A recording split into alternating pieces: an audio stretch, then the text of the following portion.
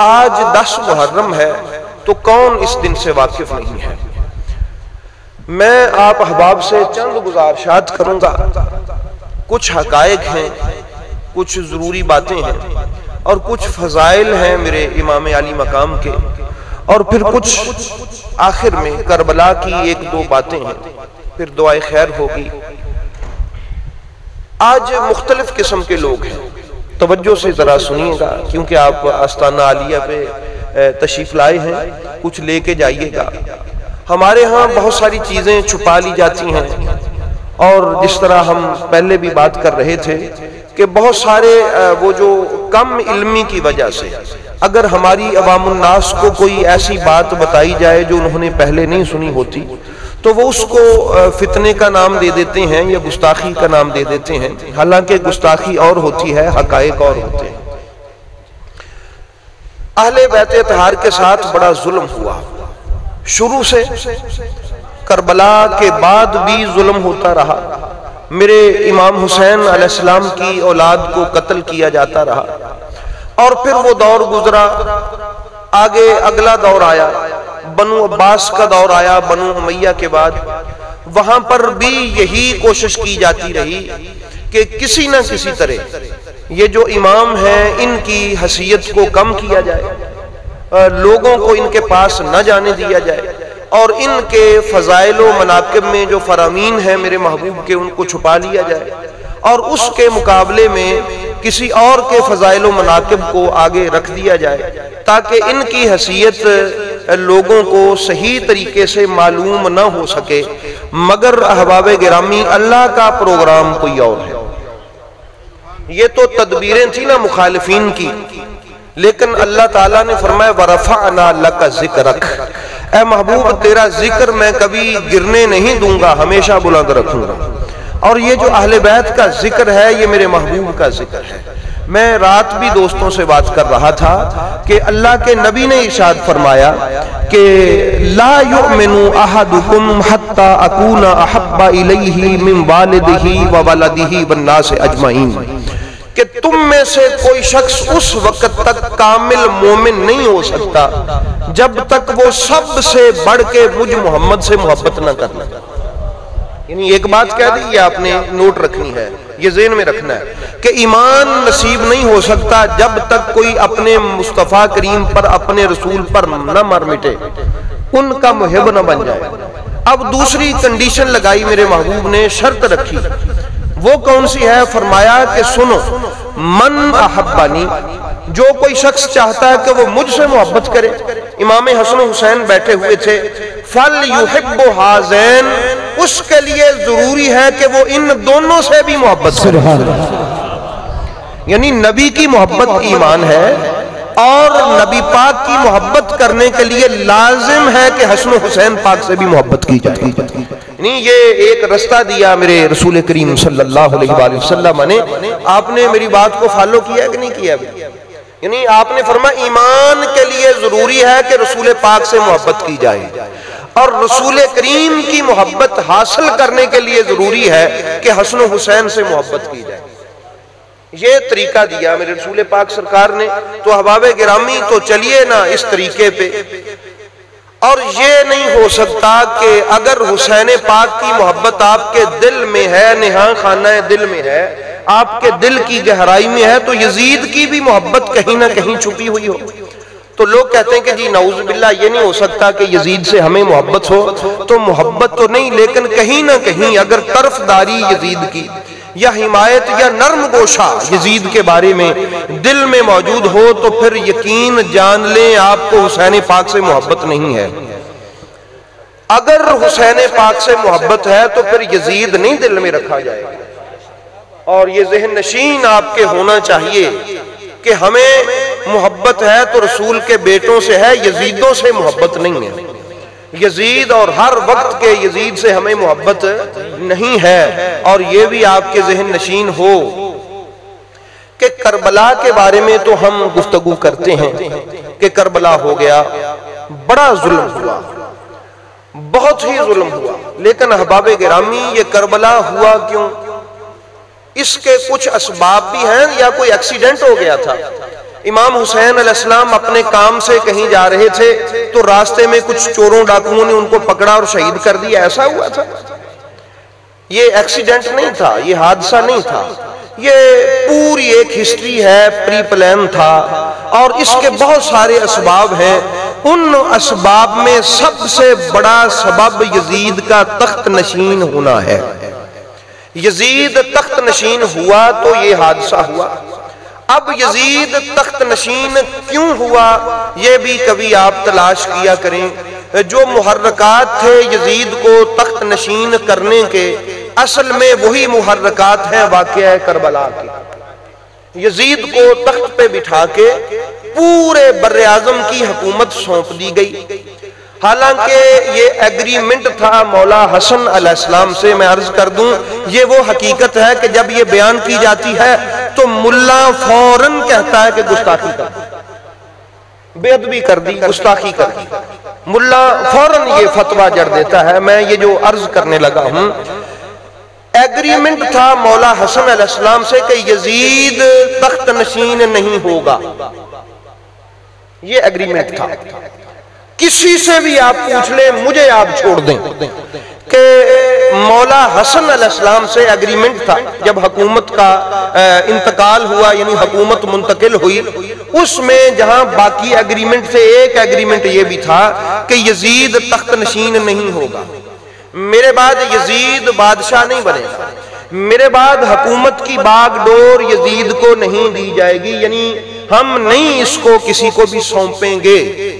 لیکن احباب گرامی, اس شرط کو توڑ دیا گیا, اس شرط کو خاطر آتر میں لایا گیا. تو اب یزید کو تخت پہ بٹھا دیا گیا. بس یہی وہ وجہ تھی کہ کربلا رونما ہو. تو احباب گرامی, جب ہم وجہ ڈھونڈتے ہیں تو پھر ہمارا دل جو ہے نا وہ اس وجہ سے بھی پریشان ہوتا ہے جس وجہ سے کربلا رونما ہوا. صرف کربلا سے پریشان نہیں ہوتا, جو وجوہات بنی کربلا کی ان وجوہات کی وجہ سے بھی دل پریشان ہوتا ہے. اور اب کوئی شخص ہمارے سر پہ تلوار رکھ کے کہے اور مجبور کرنے کی کوشش کرے کہ آپ جی وجہ کو چھوڑیں, آپ بس کربلا کی بات کریں. میں کہتا ہوں احباب گرامی, جاگ جائیے, اپنے دماغ کی آنکھیں کھولیں, ہوش کے ناخن لیں اور وجہ بھی تلاش کریں کہ وہ کون سی وجوہات تھی جن وجوہات کی بنا پر کربلا کا معرکہ بپا ہوا اور امام حسین علیہ السلام جو کہ رسول پاک کے لاڈلے رخت جگر ہیں, جو رسول پاک کے بیٹے ہیں, ان کو ظلم کی تیغ کے چلا کے شہید کر دیا گیا. تو وہ ایک الگ باب ہے کہ مولا حسین کیوں کھڑے ہوئے, یہ ایک الگ باب ہے کہ قتل کیوں کیا گیا. یہ دو الگ الگ باب ہیں. قتل کیوں کیا گیا وہ آپ نے ذہن نشین رکھنا ہے کہ یزید کو تخت پر بٹھانا اصل میں یہی وہ وجہ تھی جس کی وجہ سے کربلا کا حادثہ رونما ہوا. یہ آپ بات یاد رکھیں گے, یہ کوئی گستاخی نہیں ہے, یہ وہ حقیقت ہے جس سے جو ہے نا منہ چھپایا جاتا ہے. لیکن احباب گرامی, حسین پاک ہر اس بندے کے قافلہ سالار ہیں جو آزادی چاہتا ہے. جو کیا چاہتا ہے؟ آزادی چاہتا ہے. میں بھی آزادی چاہتا ہوں. میں خشک مولویت کے دائرے سے آزادی چاہتا ہوں. میں حقیقت کو چھپا لینے والے لوگوں سے آزادی چاہتا ہوں. میں گلا گھونٹ دینے والے لوگوں سے آزادی چاہتا ہوں کہ جس طرح علامہ اقبال نے کہا تھا کہ گلا تو گھونٹ دیا اہل مدرسہ نے تیرا, کہاں سے آئے صدا لا الہ الا اللہ,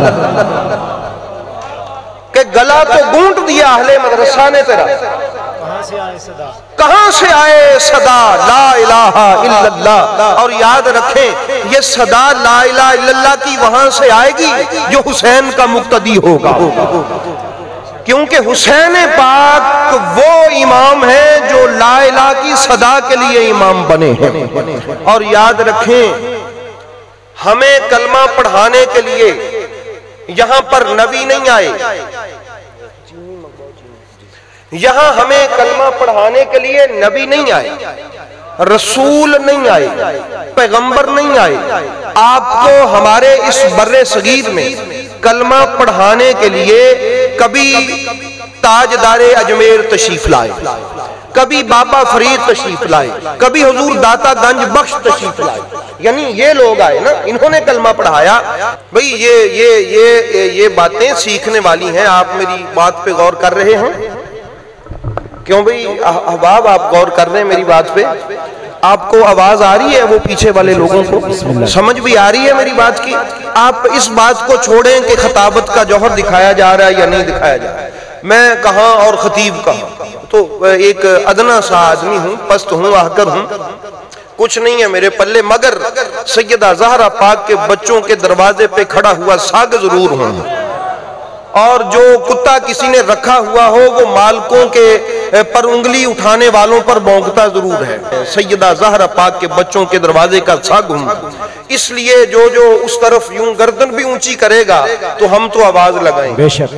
तो अहबाब गिरामी, ये बातें याद रख लें, ये जहन में बिठा लें कि अल्लामा इकबाल बड़ी देर पहले उन्होंने ये दर्द रोया था कि गला तो घोंट दिया अहले मदरसा ने तेरा। वहां से ये बात सिखा दी गई कि नहीं नहीं, ये बात नहीं करनी, ये भी नहीं करनी, ये भी नहीं करनी, मगर याद रखें हुसैन पाक का इंतकाम वो है कि जो दुश्मन को कभी भी छुपने नहीं देगा, बेशक बेशक, जो उनके दुश्मनों को जाहिर करके रहेगा। और उसका मकसद फकत ये है कि अगर हुसैनी बनना है तो मोहब्बत फकत हुसैन की है। मोहब्बत फकत किसकी है?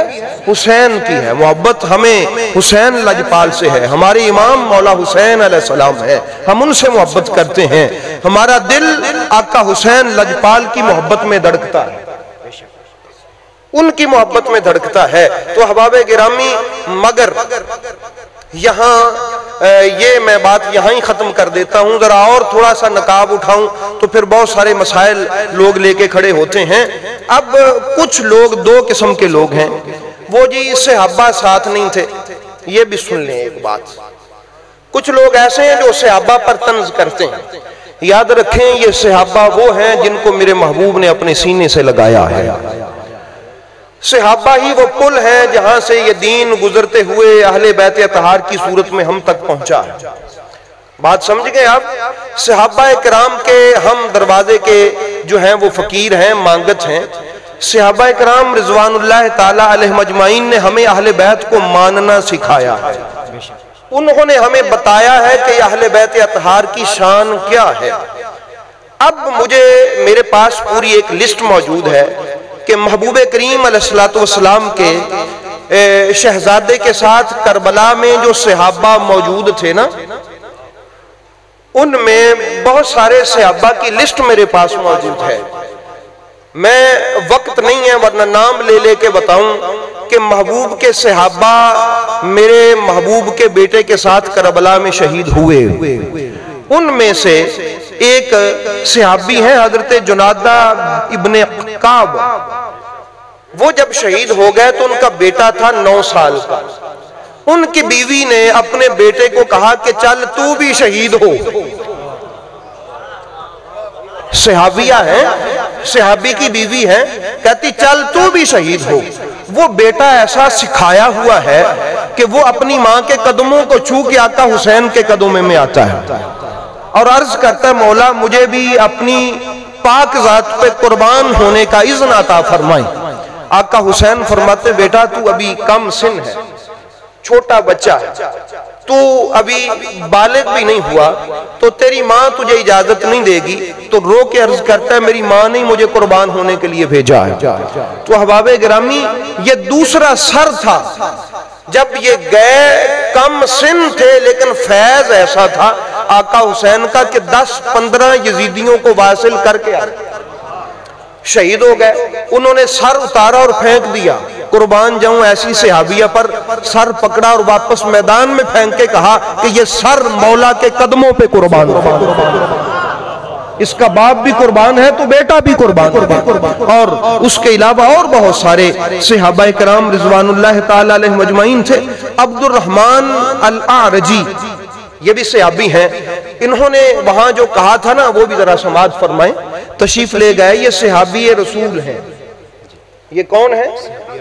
انہوں نے کہا کہ انی لمن ینکر ابن القدن، فرمایا میں تمہیں اپنا تعارف کرواتا ہوں، جو مجھے نہیں جانتے وہ سنو، سنے وہ، انی علی دین حسین و حسن، یزیدیوں میں تمہیں اپنا تعارف کرواؤں، تم کہتے ہو نا کہ ہم دین اسلام پہ ہیں۔ بڑا خوبصورت جواب دیا صحابی رسول نے، بڑا خوبصورت، فرمایا تم کہتے ہو نا ہم دین اسلام پہ ہیں، مجھ سے بھی سنو میں کون سے دین پہ ہوں، میں حسین اور حسن کے دین پہ ہوں۔ تو اس وقت صحابہ نے یہ کہہ کر اعلان کر دیا کائنات والوں کو کہ اگر مد مقابل کہے کہ میں بھی مسلم ہوں، میں بھی دین اسلام پہ ہوں، اور اس کے افکار یزیدی ہوں، تو پھر تم یہ نہ کہو کہ میں بھی اسلام پہ ہوں، تم یہ کہو کہ میں دین حسین حسن پہ ہوں، سبحان، تو میں دین حسن حسین پہ ہوں۔ تو یہ صحابہ نے سکھایا ہے نا کربلا میں کھڑے ہو کے۔ وہ ہمارے سلطان العارفین نے کہا تھا نا، چونکہ آج لوگ سمجھتے ہیں کہ فلاں جو ہے، فلاں شخص جو ہے وہ بہت ہی عالم دین ہے، وہ مفتی ہے، وہ فلاں ہے، اس کے پاس بڑا علم ہے، تو ذرا سنیے جو عارف ہے اس نے کیا سمجھایا جی۔ اس نے کہا کہ جے کر دین کتابی ہوندا، سبحان اللہ، سبحان، عارف نے کیا کہا ہے کہ جے کر دین کتابی ہوندا، وہ جی فلاں صاحب کو بڑے حوالے آتے ہیں، وہ بات بات پہ حوالہ دیتا ہے، اس کو بڑی کتابوں کے نام یاد ہیں، اس کے پاس بہت بڑی لائبریری ہے، وہ بڑا علم جانتا ہے۔ ان کا کہ جے کر دین علم وچ ہوندا، جے کر دین کتابی ہوندا، تو اے عارف پھر کیا ہوتا؟ ان کا تا سر دے دے کیوں چڑھ دے ہو، ان کا اگر یہ دین کتابوں میں ہوتا نا، یا علم کرنے والوں میں ہوتا، تو کربلا میں کبھی رسول کے بیٹے کا سر نیزے پہ نہ ہوتا۔ تو آپ نے یہ اعلان کر دیا کہ یاد رکھو، بچ جاؤ ان لوگوں سے جو کتاب حوالے کر کے آپ کو بتانا چاہتے ہیں کہ علم ہمارے پاس ہے۔ تو اے عارف باللہ، دین کہاں ہوتا ہے؟ تو بتا دیا انہوں نے کہ اس دور میں دین والے وہ تھے جو حسین کے قدموں میں مر گئے۔ اس دور میں دین والے وہ تھے جو حسین علیہ السلام کے قدموں میں مر گئے۔ تو یہی قیامت تک کے لیے پہچان ہے کہ دین والا وہی ہے جو حسینی ہوگا، دین والا وہی ہے جو کون ہوگا؟ جو یزید کی بات کرے وہ کبھی بھی دین والا نہیں ہو سکتا۔ یہ عارف باللہ نے ہمیں پیغام دے دیا ہے کہ اگر پہچاننا ہو کہ دین والا کون ہے تو سنیں ذرا کان لگا کے کہ حسین علیہ السلام کی آواز آ رہی ہے وہاں سے، اگر تو آئے تو سمجھ جانا یہ دین والا ہے۔ اور جس نے برصغیر میں آ کے کلمہ پڑھایا ہے اس نے تو تعارف ہی یہ کروایا کہ لوگوں تم سے اگر کوئی پوچھے کہ وہ یزید کو، آج یزید کو دے رہے ہیں لوگ، بہت کوشش کر رہے ہیں شروع سے کہ وہ جی چونکہ مسلمان تھا، ہو سکتا ہے آخری دم میں اس نے توبہ کر لی ہو، یہاں تک لکھا توبہ ہو سکتی ہے، اس لیے یہ نہ کہیں کہ وہ جو ہے وہ فلاں ہو گیا، اس کے کفر کی بات نہ کریں، یا آپ اس کی تکفیر نہ کریں، یا ایسا کریں کہ آپ اس کے جہنمی ہونے کی بات نہ کریں، یہ فیصلہ اللہ کرے گا۔ تو احباب گرامی، وہ تاجدار اجمیر نے، خواجہ اجمیر نے کہا کہ دین است حسین، سبحان اللہ۔ تمہیں پتہ ہے یزید نے کس کو قتل کیا؟ دین کو۔ کس کو؟ دین کو۔ وہ کہتے ہیں جی عالم دین کی آپ توہین کریں تو کفر ہو جاتا ہے، تو جو پورے دین کی توہین کرے اس سے کیا ہوتا ہے؟ وہ ابھی بھی مسلمان ہی ہوتا۔ وہ ایک مولوی صاحب ہے ادھر ہمارے گاؤں کے پاس ہی، ہمارے گاؤں ہے، چھوٹے سے ہیں، تو میں بڑی دیر سے سمجھ رہا تھا کہ یہ فتنہ تو ان کی طبیعت میں پایا جائے گا۔ انہوں نے ڈائریکٹلی مجھ سے کہا کہ شاہ جی آپ واحد ہیں خطیب جو یزید کو کافر کہتے ہیں، اہل سنت تو یزید کو کافر نہیں کہتے۔ احباب گرامی، امام احمد بن حنبل جو میرے غوث کا امام ہے، واہ سبحان اللہ، ان کا عقیدہ بھی یہی ہے، میرے غوث کا عقیدہ بھی یہی ہے کہ یزید تو تھا ہی کافر۔ بے شک جو کافر کی طرفداری کرے تو آپ سمجھ جائیں کہ یہ کیسا ہے۔ تو یہ بات آپ یاد رکھیں گے کہ نہیں رکھیں گے؟ امام احمد بن حنبل ہمارے اہل سنت کے امام ہیں، کوئی وہابیوں کے امام نہیں ہے۔ میرے غوث کے امام ہیں جن کو میرے غوث اعظم نے کہا کہ یہ میرا امام ہے، انہوں نے کہا ہے کہ میں کہتا ہوں کہ یزید کافر ہے، تم ادھر ادھر کی بات نہ کرو۔ تو احباب گرامی، تو اس لیے اب بھی اگر کوئی کہے کہ ہم یزید کے بارے میں بات نہیں کرتے تو آپ سمجھ جائیں کہ اس کے دل کے کسی خانے میں یزید کی طرفداری تو موجود ہے۔ تو یہ بات ذہن نشین رکھیں کہ سرکار کے صحابہ کرام یزید کے خلاف تھے۔ صحابہ یزید کے کیا تھے؟ اب امام حسین علیہ السلام شہید ہو گئے، سوال کرتے ہیں کچھ لوگ جو صحابہ کی بے ادبی کرنا چاہتے ہیں، وہ جی صحابی ساتھ نہیں تھے۔ احباب گرامی یاد رکھیں، جب مولا حسین علیہ السلام کربلا میں تھے تو ہزاروں کی تعداد میں صحابہ جیل میں تھے۔ ہزاروں کی تعداد میں صحابہ کہاں تھے؟ جیل میں تھے۔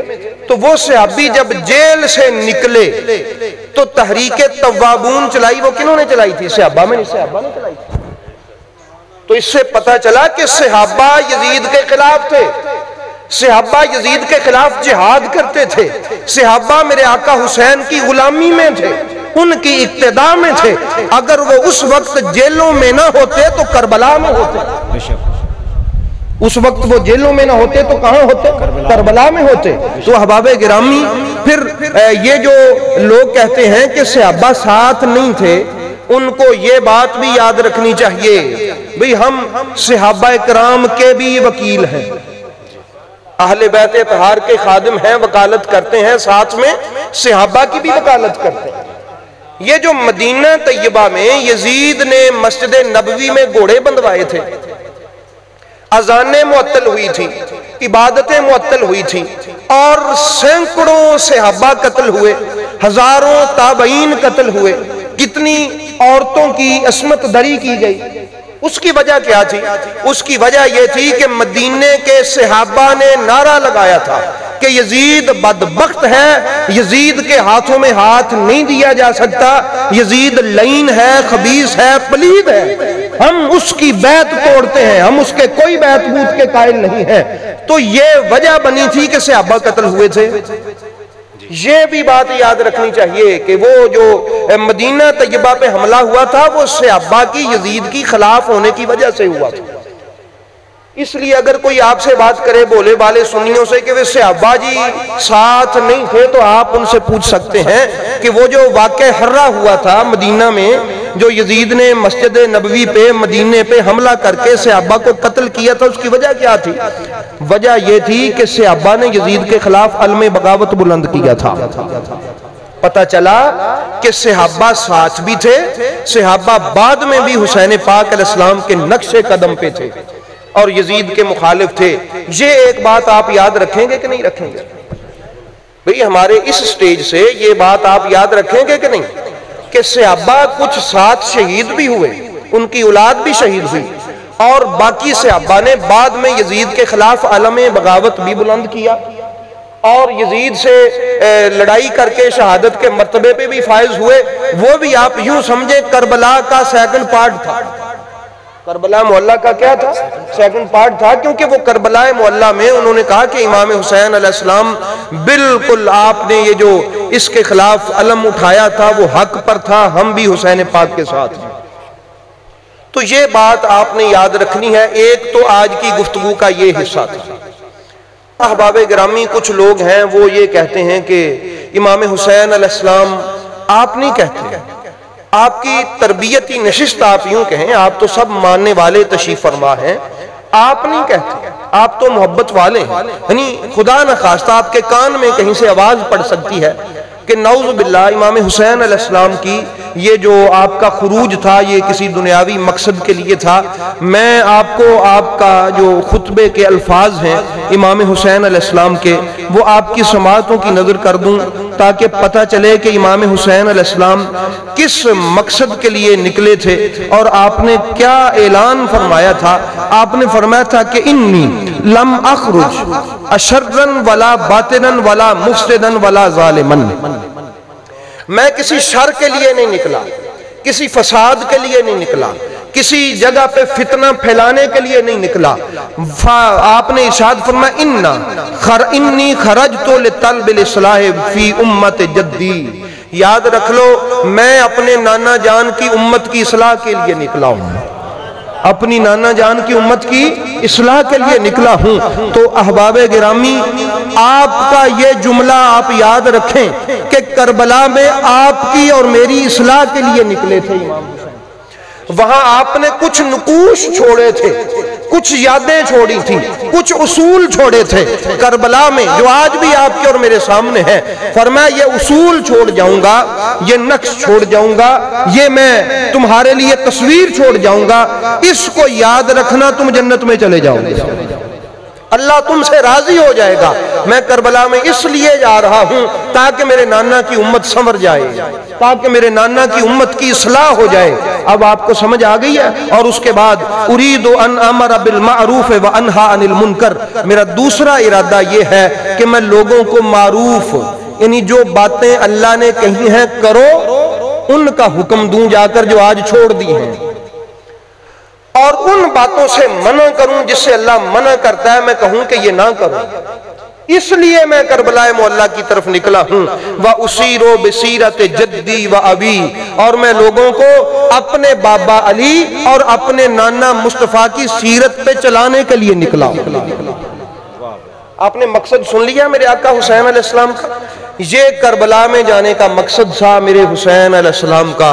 تو احباب گرامی یاد رکھیں یہ میرے آقا حسین علیہ السلام وہ ہیں کہ وہ آپ نے دو باتیں ابھی تک سنی ہیں، ایک صحابہ کے بارے میں کہ وہ شہید بھی ہوئے کچھ صحابہ ساتھ میں، اور بعد میں صحابہ نے علم بغاوت بھی یزید کے خلاف بلند کیا اور جس کی وجہ سے صحابہ کی ہزاروں سینکڑوں جانیں گئی اور شہادت ان کو نصیب ہوئی۔ اور دوسری بات آپ نے سنی کہ میرے آقا حسین علیہ السلام کا خروج اور قیام آپ کی اور میری اصلاح کے لیے، حلال اور حرام کی پرکھ کے لیے تھا، لوگوں کو نبی اور علی کی سیرت پہ چلانے کے لیے تھا، لوگوں کو نبی اور علی کی سیرت پہ چلانے کے لیے تھا۔ یہ میرے الفاظ نہیں ہیں، یہ میرے آقا حسین علیہ السلام کے الفاظ ہیں کہ وَأُسِيرُ بِسِيرَةِ جَدِّي وَأَبِي، میرا مقصد ہے کہ میں لوگوں کو علی اور نبی والا بنا دوں، لوگ علی اور نبی والے بن جائیں، میں اس لیے نکلا ہوں۔ تو احباب گرامی اب جو علی اور نبی کی سیرت پہ چلے گا نا وہ سمجھیں کہ مقصد کربلا کو پا گیا۔ کربلا معلیٰ میں امام حسین علیہ السلام کے کھڑا ہونے کا مقصد یہ تھا کہ لوگ نبی والے اور علی والے بن جائیں، نبی والے اور علی والے بن جائیں۔ ذرا یہ میرے ساتھ مل کے آپ کہیں گے لوگوں کا کیا مولا حسین کا مقصد تھا کہ لوگ نبی والے اور علی والے بن جائیں، پھر کہہ دیں نبی والے اور علی والے بن جائیں۔ تو آپ کا کیا خیال ہے؟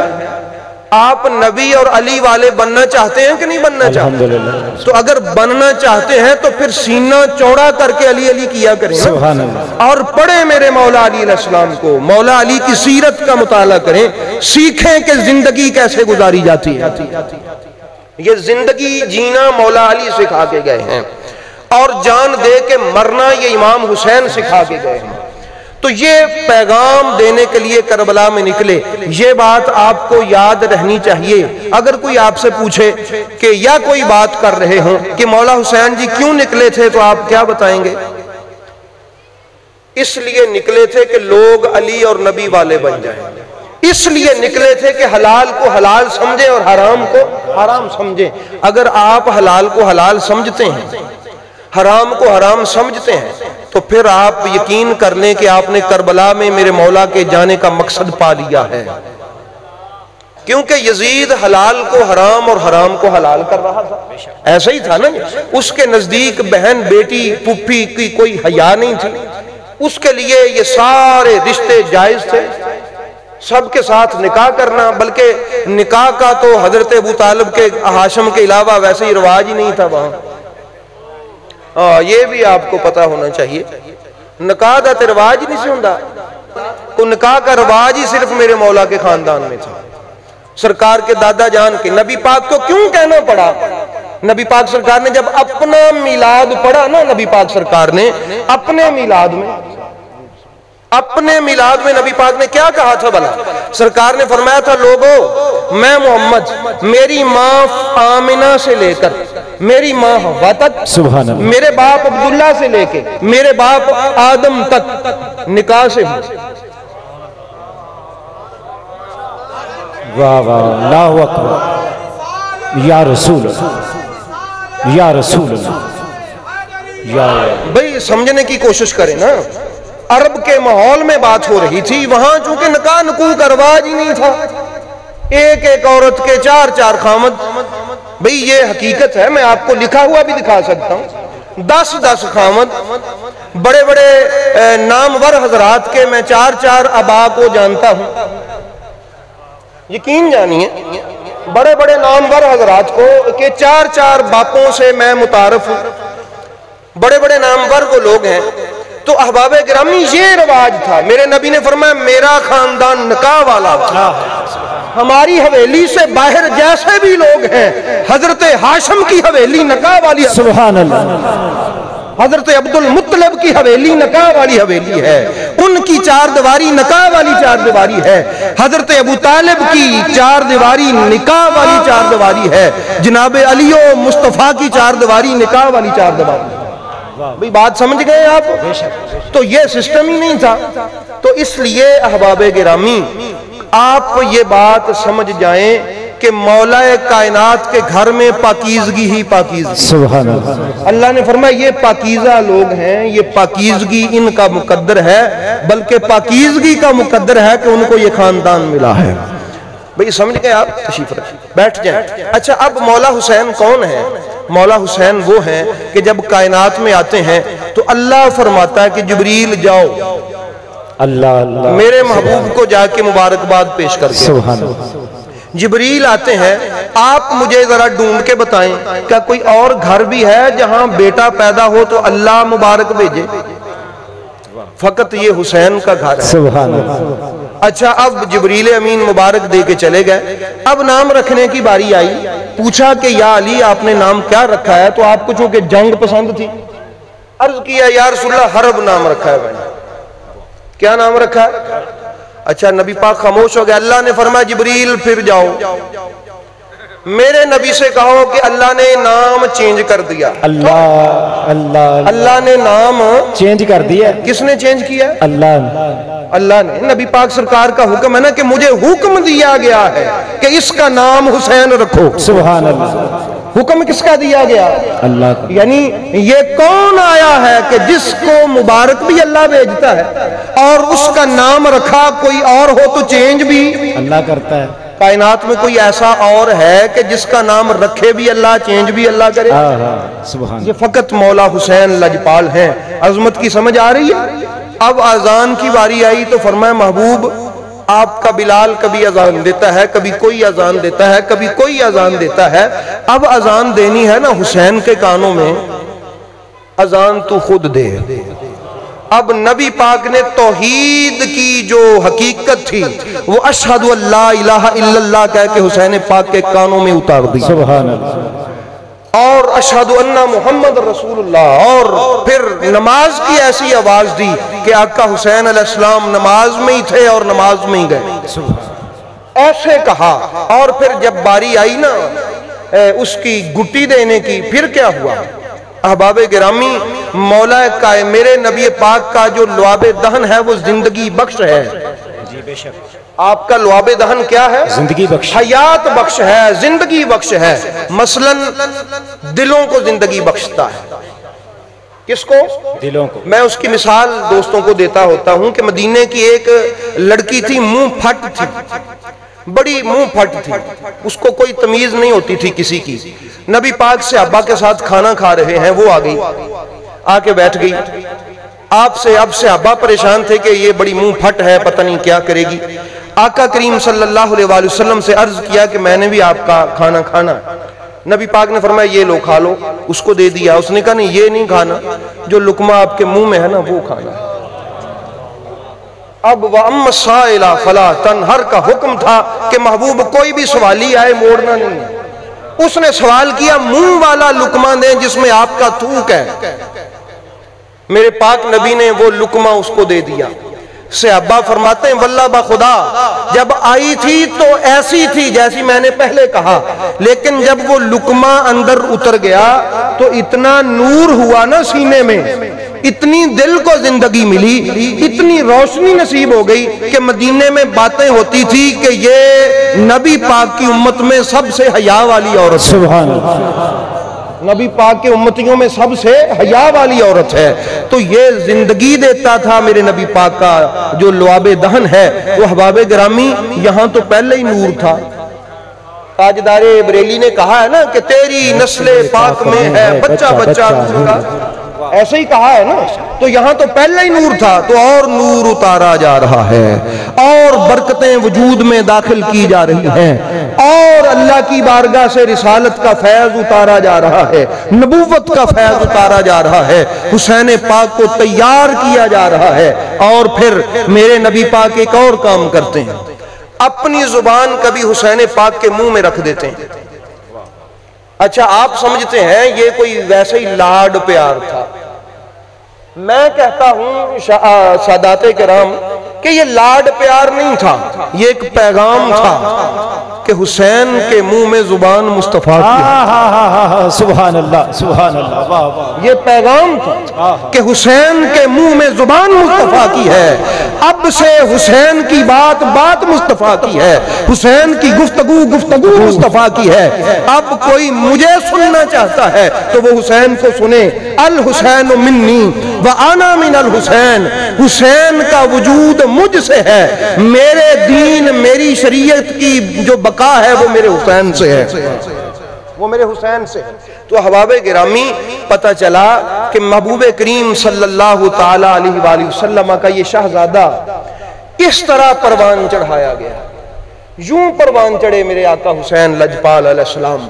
تو میں آپ کی عزت و عظمت کے حوالہ سے بہت کچھ عرض کرنے کو جی چاہتا ہے، آپ ذرا وہ خطبہ سنیں جو کعبے میں کھڑے ہو کے میرے مولا غازی عباس نے پڑھا، سبحان اللہ، وہ خطبہ آپ ذرا سنیں۔ اللہ اکبر۔ غالباً ہماری ایک اہل سنت کی کتاب ہے الکامل فی التاریخ، خطبہ ذرا سماعت فرمائیے گا میرے علی کے شعر کا، کہ جب علی کا شعر گرجتا ہے تو یوں گرجتا ہے، جب عظمت حسین بیان کرتا ہے تو یوں بیان کرتا ہے۔ میں نے چاہا کہ عظمت حسین میں کیا بیان کروں، آپ احباب کے لیے تحفے کے طور پر ذرا سماعت فرمائیے گا۔ عربی کے بہو الفاظ اس لیے پڑھوں گا کہ وہ جو علمدار ہے نا میرے حسین علیہ السلام کا، اس کی بھی نگاہ ہماری اس محفل میں شامل ہو جائے، سبحان اللہ، وہ نگاہ رحمت بھی ہمیں حاصل ہو جائے۔ آپ جب وہ طواف چھوڑا نا، حج چھوڑ کے جانے لگے، اس وقت میرے آقا حسین جانے لگے تو میرے مولا غازی عباس نے التجا کی کہ اور تو مجھے کچھ کرنے کی اجازت نہیں ہے، اگر حکم دیں تو ایک چھوٹی سی تقریر کر لوں۔ میرے مولا حسین نے فرمایا کر لیں آپ۔ اب مولا غازی عباس کعبے کی چھت پہ کھڑے ہوئے، کس پہ کھڑے ہوئے؟ کعبے کی چھت پہ۔ ذرا توجہ دیجئے گا، آپ علی کے شعر کا انداز گفتگو سنیں ذرا۔ غازی عباس محو گفتگو ہوئے تو کیسے ہوئے؟ بڑی سب کی توجہ ہے، وہ آخر والوں کی بھی توجہ ہے۔ انہوں نے کہا الحمدللہ الذی، حمد ہے اس خدا کی، شرف ھذا بقدوم ابی ہے، اس اللہ کی حمد ہے جس نے اس گھر کو، خانہ کعبہ کی طرف اشارہ کر کے کہا، جس نے اس گھر کو فضیلت بخشی اس حسین کے باپ کے قدموں سے۔ سبحان اللہ،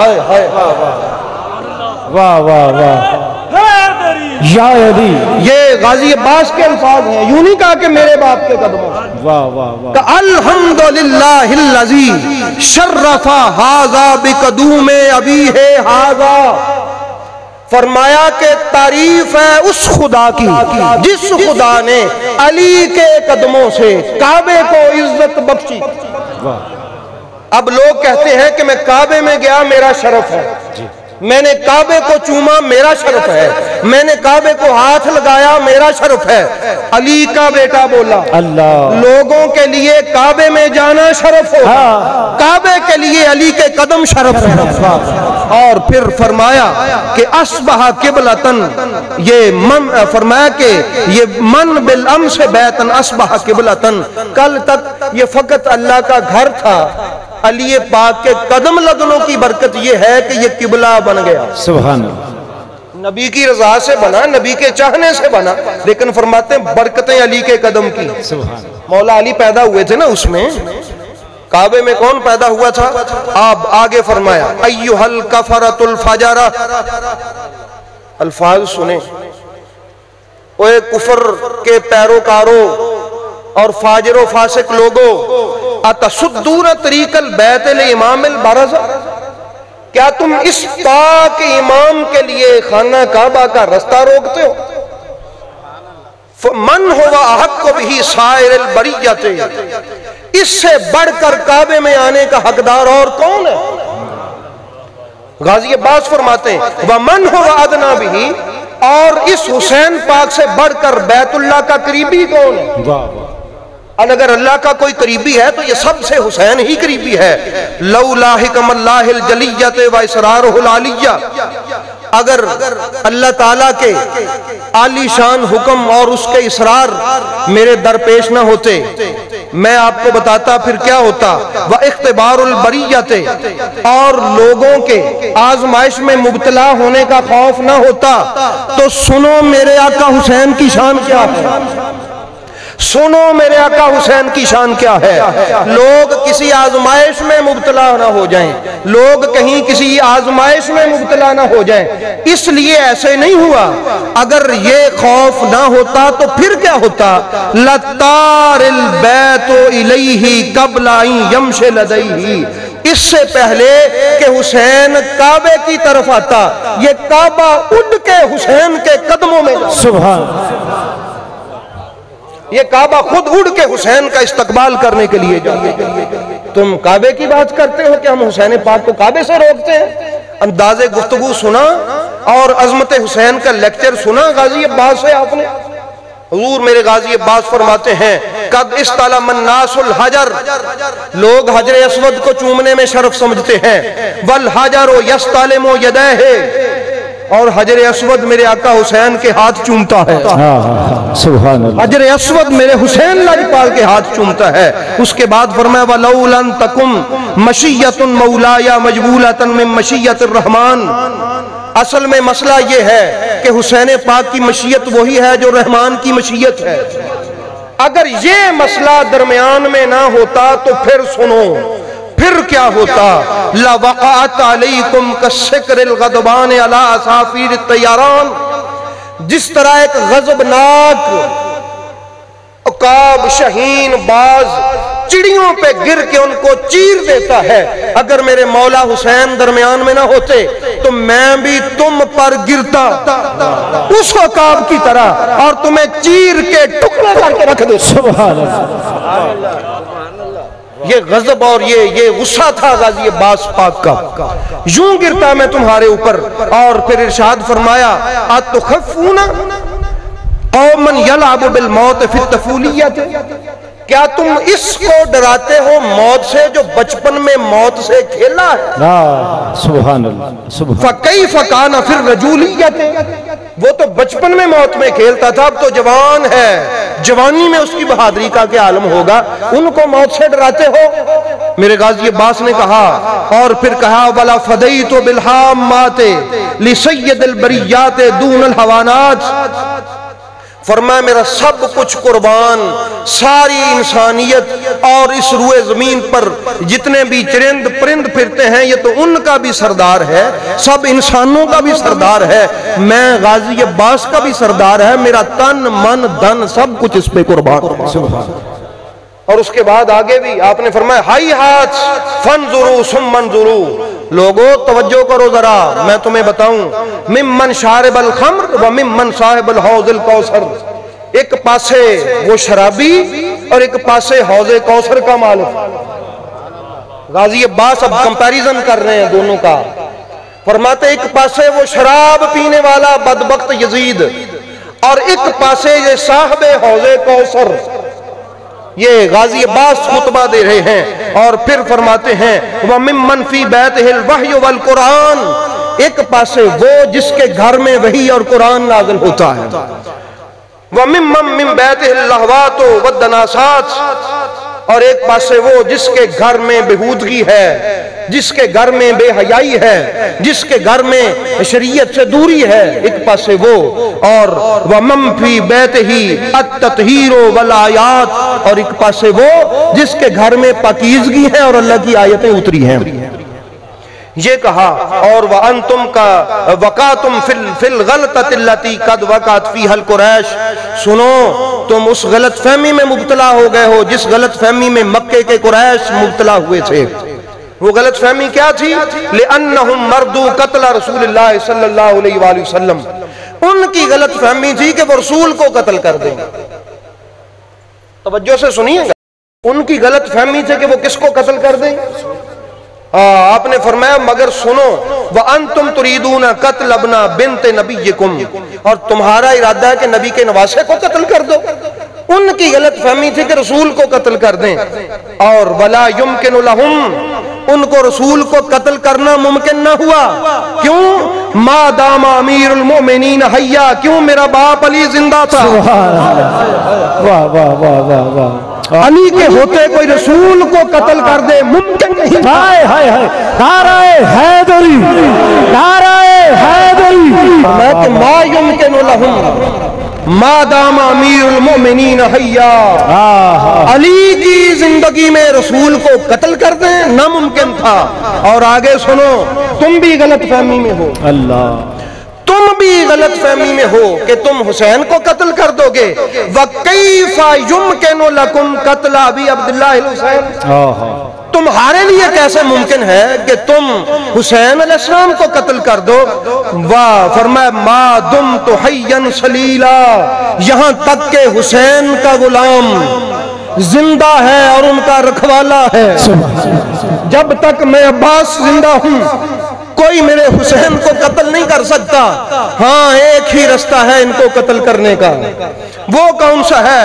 قالوا اخبرکم، آؤ میں تمہیں بتاتا ہوں وہ رستہ کون سا ہے۔ بادروا قتلی واضربوا عنقی، آؤ مجھے قتل کر دو، میری گردن اتار دو، لِيَحْصُلَ مُرَادَكُمْ، تاکہ تم اپنی مراد تک پہنچ جاؤ، مگر سن لو جب تک میں زندہ ہوں میرے حسین کا بال بکا نہیں ہو سکتا۔ یہ غازی عباس کا خطبہ تھا کعبہ مشرفہ میں۔ تو احباب گرامی آپ نے سنا، وہ کہتے ہیں کہ کعبے کی فضیلت بھی ہماری وجہ سے ہے، کعبے کا شرف بھی ہماری وجہ سے ہے۔ اور یاد رکھیں اگر امت کے آزمائش میں پڑھنے کا مسئلہ نہ ہوتا تو پھر کبھی ایسے نہ ہوتا کہ امام حسین کعبے میں آتے، کعبہ ان کو سلام کرنے جاتا۔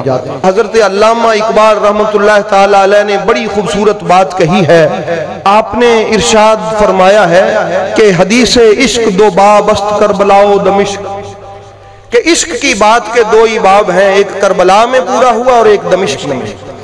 یک حسین رقم کرد و دیگر زینب، ایک کربلا میں حسین نے لکھ ڈالا، دوسرا دمشق میں سیدہ زینب نے لکھ ڈالا۔ تو احباب گرامی آپ فرماتے ہیں کہ نہ حق کے لے اٹھے تو شمشیر بھی فتنہ، شمشیر تو کیا نعرہ تکبیر بھی فتنہ، شمشیر تو کیا نعرہ تکبیر بھی فتنہ۔ تو حضور قلندر لاہوری فرماتے ہیں کہ درمیان امتیں آن کیواں جناب، فرمایا میں تمہیں بتاؤں حسین پاک کا اس امت میں مقام کیا ہے۔ آج مولوی کے پاس تو چھوٹی سی سنیاریوں سے بھی چھوٹی تکڑی ہے، وہ جی تم نے ایسے کہہ دیا تو یہ ہو جائے گا۔ قلندر بولا لاہور والا، اس نے کہا کہ اس صاحب کا مقام امت میں یہ ہے کہ ہم چوں حرف کل حواللہ در کتاب، جس طرح قرآن میں کل حواللہ کا مقام ہے اسی طرح امت میں حسین کا مقام ہے۔ بھئی کل حواللہ جیسی اور کوئی صورت ہے؟ توحید پہ فقط اگر کوئی پوری صورت ہے تو وہ صرف کل حواللہ، آیتیں ہیں توحید پہ مگر صورت نہیں ہے سوائے کل حواللہ کے۔ تو فرمایا توحید کا پورا باب اگر کسی ایک صورت میں ہے تو وہ کل حواللہ میں۔ تو آپ اس کو پڑھتے ہیں تو آپ کا جو ہے وہ قرآن پورا ہو جاتا ہے 3 مرتبہ پڑھنے سے۔ تو احباب گرامی اور بھی بہت سارا، حضرت صابر پیا سرکار رحمت اللہ تعالی علیہ، ان کا بھی میں نے یہ لکھا تھا، آپ کا یہ فارسی میں کلام ہے، میں اس کا مفہوم آپ کو پیش کیے دیتا ہوں۔ آپ فرماتے ہیں کہ جب ماہ محرم کی آواز میرے کان میں آتی ہے تو میرے درد تازہ ہو جاتے ہیں۔ میرے درد کیا کہ ہر جن و انس کے درد تازہ ہو جاتے ہیں۔ احباب گرامی، میرے نبی پاک کو جب مولا حسین کی شہادت کی خبر ملی تو میرے نبی خوش ہوئے تھے۔ کبھی جبریل آ کے کہتا ہے کہ آقا آپ کا یہ بیٹا شہید ہوگا، جبریل چلا جاتا ہے، نبی پاک روتے ہیں، پھر بارش والا فرشتہ آتا ہے، آقا آپ کا یہ بیٹا شہید ہوگا، نبی پاک پھر روتے ہیں، وہ فرشتہ چلا جاتا ہے، پھر ایک وہ فرشتہ جو کبھی بھی نہیں آیا وہ آتا ہے، آ کے کہتا ہے یا رسول اللہ آپ کا یہ بیٹا شہید ہوگا، نبی پاک ام سلمہ فرماتی ہیں پھر بڑا روتے ہیں اپنے حسین پاک کے اس کو یاد کر کے۔ اور وہ ایسے ہی ہے کہ جب آقا حسین علیہ السلام، میں ان ملاؤں سے پوچھنا چاہتا ہوں کہ جب رسول پاک سرکار کے بیٹے قتل ہو رہے تھے، میرے نبی پاک عبداللہ ابن عباس فرماتے ہیں، بخاری شریف میں ہے، عبداللہ ابن عباس کہ میں نے نبی کو خواب میں دیکھا کہ نبی پاک کے چہرے پر گرد ہے اور آنکھوں میں آنسو ہیں، نبی پاک کی داڑھی آنسوؤں سے تر ہے۔ میں نے پوچھا یا رسول اللہ آپ کی یہ حالت؟ فرمایا کربلا میں تھا اور شہیدوں کا خون اکٹھا کر رہا تھا۔ احباب گرامی، حضرت امام احمد بن حنبل ایک حدیث پاک لائے ہیں آپ کے لیے اور میرے لیے، میرے آقا حسین علیہ السلام کا فرمان سن لیجئے۔ اس بارے میں فضائل صحابہ کتاب کا نام ہے، لکھنے والے سنیوں کے امام اہل سنت کے امام احمد بن حنبل ہیں، اور اس حدیث کو روایت کرنے والے مولا حسین لجپال ہیں۔ وہ فرماتے ہیں کہ کان حسین بن علی یقول، میرے مولا حسین فرمایا کرتے تھے، ایک بار نہیں فرمایا، میرے حسین اکثر فرمایا کرتے تھے کہ من دمعتن فینا عیناہ دمعتن، من دمعتا فینا عیناہ دمعتن او قطرت عیناہ فینا قطرتن، جس کی آنکھ میں ہماری مصیبت کی وجہ سے ایک قطرہ آ گیا، اس کی آنکھ نم ہو گئی یا ایک قطرہ گن گیا، اسواہ اللہ الجنہ، اس ایک قطرے کا عوض اللہ اس کو جنت عطا فرمائے۔ یہ جو مولوی کہتے ہیں کہ شہید پہ خوش ہونا چاہیے، کیا یہ میرے نبی پاک کو کہتے ہیں نا نبی زندہ ہے، نبی پاک سنتے ہیں، نبی پاک حیات ہیں، چلو یہاں نہیں تو مدینے میں جا کے جرت رکھتا ہے کوئی مولوی، وہ نبی سے جا کے کہے کہ یا رسول اللہ آپ کیوں روئے تھے، شہید پہ تو خوش ہونا چاہیے۔ تو احباب گرامی، کیا ہمیں رونا نہ آئے اس بات کا کہ جب حضرت علی اکبر کو روانہ کیا میرے مولا حسین نے تو وہ شبیہ مصطفیٰ تھے، ان کے پیچھے پیچھے چلے میرے مولا حسین، کچھ دور تک گئے میرے مولا حسین اور پھر ایک ٹیلے پہ جا کے کھڑا ہو گئے۔ کیا میں اس بات سے نہ روں؟ میں نے تو وہ جگہ دیکھی ہے جہاں میرے مولا حسین کا مزار ہے، وہ تھوڑا سا اونچی جگہ ہے، جہاں بیبیوں کا خیمہ ہے وہ نیچی جگہ تھی، پست تھی۔ پوچھا گیا یا آقا حسین یہ جگہ نیچی ہے، پست ہے، آپ نے یہاں بیبیوں کے خیمے لگائے ہیں؟ فرمایا ہم نے قتل ہونا ہے، ہماری بیٹیاں ہمیں قتل ہوتا کیسے دیکھیں؟ کیا میرے آقا حسین کی وہ بات ہمیں نہ تڑپائے کہ سیدہ زینب پاک سلام اللہ تعالی علیہا ٹیلے پہ کھڑی ہیں اور ان کے سامنے ان کے بھائی حسین کا سر اتارا جا رہا ہے، اور کیا یہ بات ہمیں رلائے نہ؟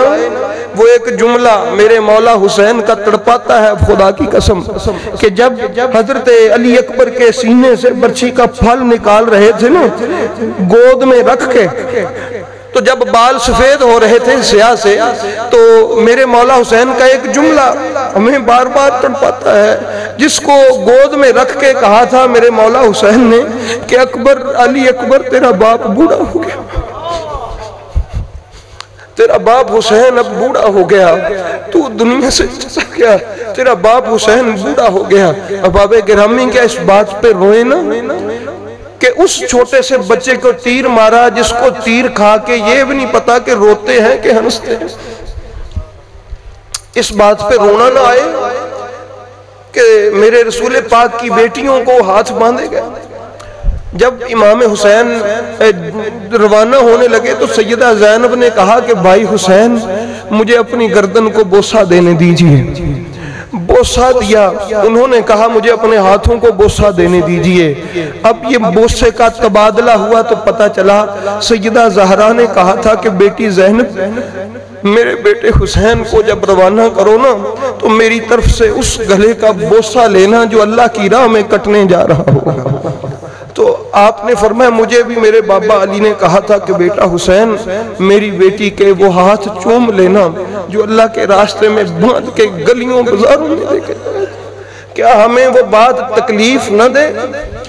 اب آپ خیال کریں نا، آپ سوچیں کہ آپ کو کوئی قتل کر دے، آپ کا سارا قبیلہ کوئی مار دے، آپ کی لاشیں پڑی ہوں، آپ کی جوان بیٹی، آپ کی بیویوں کو، آپ کی بیٹیوں کو، بہنوں کو کوئی ہاتھ باندھے اور باندھ کے بازار میں لے کے چلے قطار میں کھلے منہ بے پردہ۔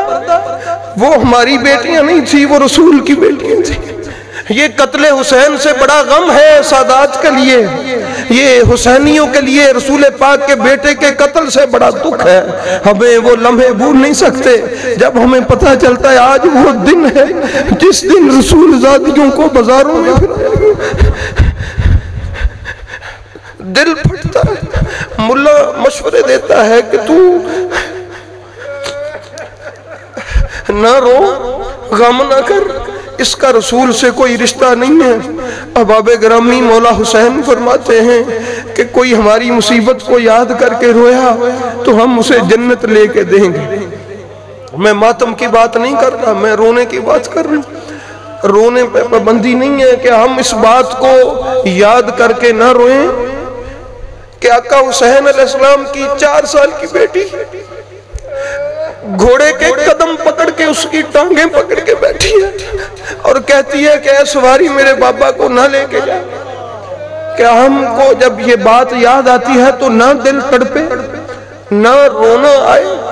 کیا ہم یہ بات یاد کر کے نہ روئیں کہ جب سیدہ زینب سلام اللہ تعالیٰ علیہا سیدہ سکینہ کو ڈھونڈتے ڈھونڈتے پہنچیں تو دیکھا کہ سیدہ سکینہ امام حسین علیہ السلام کے لاش مبارک کے پاس بیٹھی رو رہی ہیں اور پھپھی جان سے کہتی ہیں کہ پھپھی میں تو عادی تھی سینے پہ سونے کی، سینے پہ تیر اتنے ہیں کہ اس سینے پہ اب میں اپنا سر بھی نہیں رکھ سکتی، لیٹنے کی جگہ بھی نہیں ہے۔ کیا میرے مولا حسین علیہ السلام کی اس پاک بیٹی کے تڑپنے کو یاد کر کے دل نہ تڑپے، ہمارے دل نہ روئے؟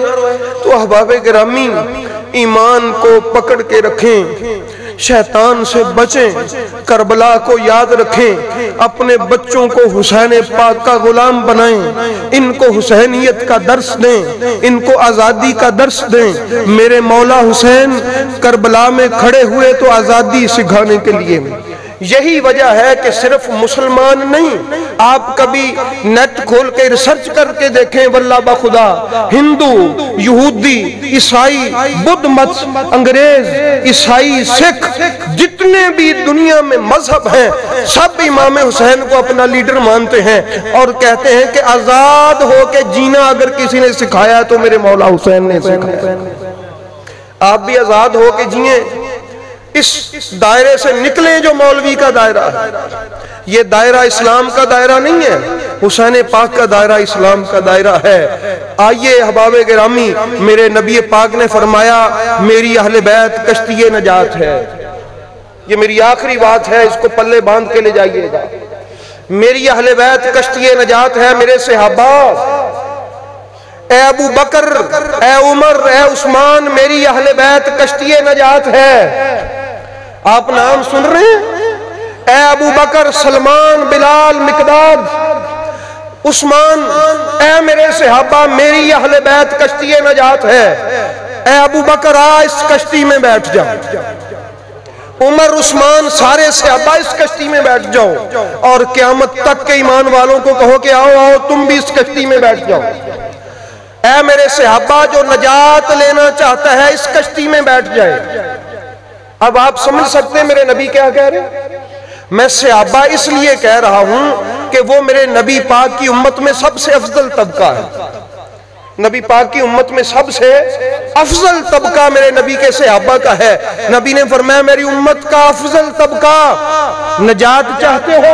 عرض کی یا رسول اللہ چاہتے ہیں. فرمایا آؤ اس کشتی میں بیٹھ جاؤ. حسین علی حسن حسین ان کی محبت کا دامن تھام لو, اس کشتی میں بیٹھ جاؤ. یا رسول اللہ کیا ہوگا؟ فرمایا یہ کشتی جانے منزلیں جانے, یہ کشتی جانے گرداب جانے, یہ کشتی جانے طوفان جانے, یہ کشتی قبر میں بھی اڑنے نہیں دے گی, یہ کشتی میدان حشر میں بھی تمہیں ڈولنے نہیں دے گی, یہ کشتی مقام میزان پہ بھی تمہیں پھنسنے نہیں دے گی, یہ کشتی پل صراط کے نازک اور تاریک رستے پر تمہیں اتارے گی نہیں, یہ کشتی تمہیں جنت کے سین میں جا کے اتارے گی. تو احباب گرامی جو اتنی گارنٹی والی بات ہے اس سے آپ دور رہیں تو یہ کتنی بدنصیبی کی بات ہے. آپ حوصلہ کریں. آپ کو لوگ شیعہ بھی کہیں گے, آپ کو لوگ گستاخ صحابہ بھی کہیں گے, آپ کو لوگ رافضی بھی کہیں گے, مگر احباب گرامی جو ڈر گیا ان تانوں سے وہ حسینی نہیں ہوتا. میرے حسین پاک کو لوگوں نے کیا نہیں کہا؟ یزیدیوں نے کہا نہیں کربلا میں سامنے کہ حسین تو باغی ہے, تیری نماز قبول نہیں ہے. خدا کی قسم ایسے کہا انہوں نے, تیری نماز قبول نہیں, تو نے بغاوت کی ہے, تو باغی ہے, تو جنتی نہیں ہے. احباب گرامی حسین پاک کھڑے رہے. آپ نے فرمایا جو مرضی کہو حق کا علم بردار کبھی اس کے پاؤں ڈگمگاتے نہیں ہیں, وہ کھڑا ہوتا ہے. تو احباب گرامی مجھے لوگوں نے کیا نہیں کہا اور کیا نہیں کہتے کہ یہ شیعہ ہے, یہ صحابہ کا گستاخ ہے, یہ رافضی ہے, یہ فلاں ہے. میرا کیا بگڑا ہے؟ مجھے کس نے چھوڑ دیا ہے؟ میں کہتا ہوں الفرض بالفرض کوئی چھوڑ بھی دے, نجف کا تاجدار نہ چھوڑے. سارا زمانہ چھوڑتا ہے تو چھوڑ دے.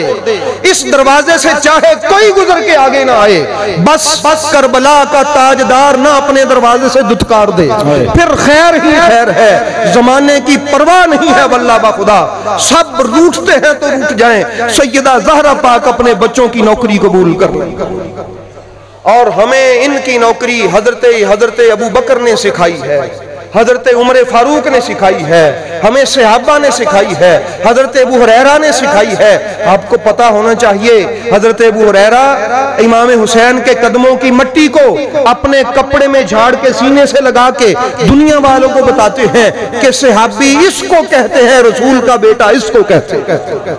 جس کے سر کی چادر میں مٹی جھاڑی جائے وہ رسول پاک کا صحابی ہے, اور جس کے قدموں کی مٹی ہو وہ رسول پاک کا بیٹا.